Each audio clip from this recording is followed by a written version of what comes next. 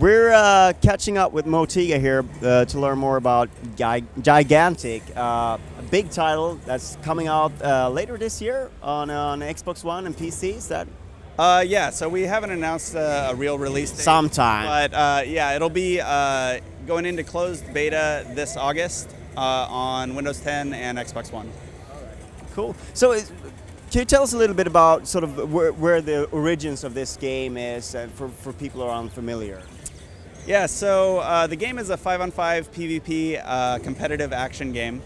You know, it's got some elements of a MOBA, it's got some elements of a shooter, but really it's about being an action game. So it's third person, you pick a hero before you go into the game. It's session based, so you play about 15-minute games, and it's high action.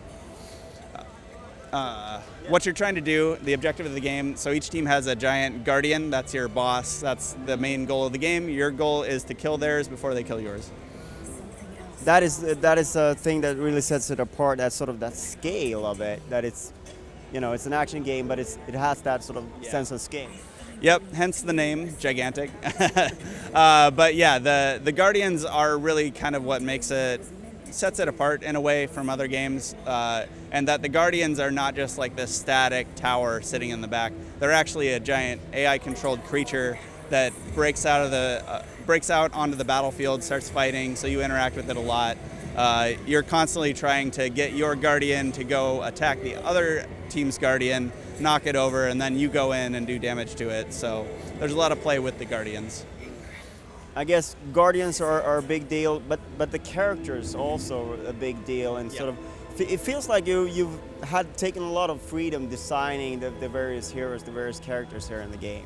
Yeah, definitely. So one of the things that we try to do with the heroes is design them around play styles, but also gaming backgrounds. So if you come from like a shooter background, we want to make sure there's a character that you can play, and more than one actually. But like, so we have a character that functions a lot like a sniper. It's Amani. She plays a lot like a sniper in a shooter, and then she's in the same game as like this giant tank hero who is all about getting in your face and smashing you, and has actually no ranged attacks. So it's kind of a mix of different genres. It's basically whatever your background is, whatever your play style is, there's a hero for you. Certainly sounds like, because some games here that sort of offers this sort of shooter, tactical shooter, they take the approach of, oh, we want players to have multiple choices, like you can go ranged, you can go close, you have that. But it seems like you're taking more of a specialized approach, or is it mixed up with different characters? Yeah, it's definitely mixed. It depends on which character you play. I kind of gave you two extremes. Like there is a sniper character, there is an all melee character, but there's everything else in between as well. So there are more support characters that do some healing. There are characters like assassin type characters who can go invisible, sneak up behind someone and hit them in the back. So there's all types of characters. And what are you sort of thinking about progression in the game? What kind of systems are there in there for that? So inside each individual match, you level up. So you choose your hero, you start out at level 1. The maximum level is 10, and each level you gain an upgrade point for your skills. And the way that works is you choose a skill that you want to upgrade, and it branches. So you can choose either this or that. And usually it's like, it specializes your character. So if you're playing like a support character who does some healing, you can say like, I want to heal better, or I actually want to do more damage with this skill. So you can kind of tailor that to not only your playstyle, but also to adapt to what the enemy is doing. So for example, there are abilities that will allow you to deflect projectiles back from where they came. So if you're playing against a heavy range team, you can be like, oh, I want to take this upgrade because it allows me to be safe from projectiles and deflect them away. So it's all about that adaptation on the fly.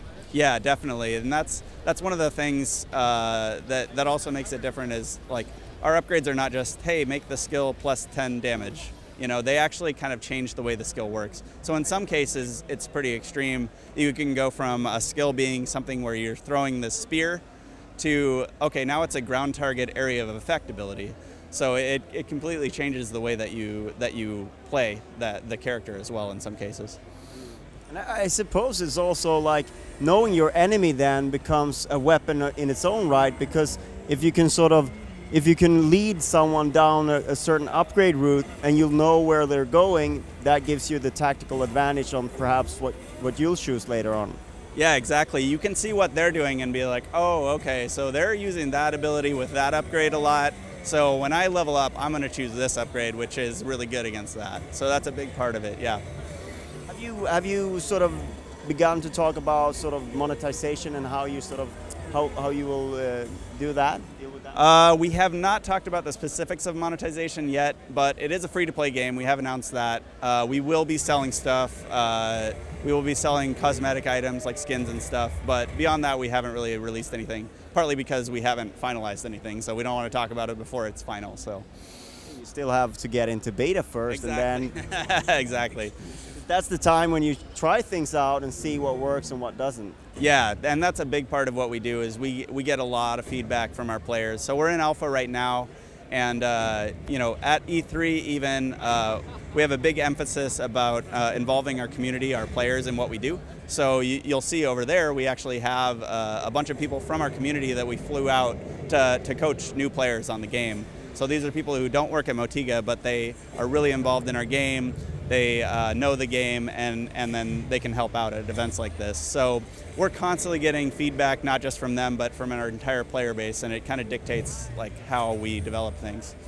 It's kind of interesting because you got the support of Microsoft, great big giant company, but you're still sort of going at it in that sort of indie community sense of sort of keep sticking to your community there. Yeah, for sure, and that was one of the really important things, you know, from the very beginning of this partnership with Microsoft. It was that like we retain complete creative control over the game. So everything about the game, everything about how we run our community, and all that stuff is still on us. Microsoft is just providing the resources and helping us out a lot. Like with the Xbox build, this is the first time we've shown it at all. And actually, I think it was 4 months ago, we had nothing on Xbox. So it's been, with their help, we were able to do that type of stuff. And what's the reaction been like here? Because obviously it is a little bit of a different crowd when you're at E3 and people coming in and perhaps knowing nothing about a game coming here and seeing it and playing it. Yeah, the reaction has been really positive. So one of the good things about our game is that you can just pick it up and play it. You know, it doesn't have, you know, 50 different skills and items that you have to memorize before you start. You can jump in. You have your 4 basic abilities. They start out, generally speaking, fairly straightforward, and then they upgrade from there. So there's a natural learning curve there, but just being able to pick it up and play it, you can get it within a couple of minutes, really. So you mentioned the closed beta. Can people sign up somewhere? Is it PC and Xbox One both, or? Yeah, so it's Windows 10 and Xbox One, same time in August, and you can sign up on our website at gogigantic.com. Right. Thank you so much for your time. Thank you. Awesome. Come with me.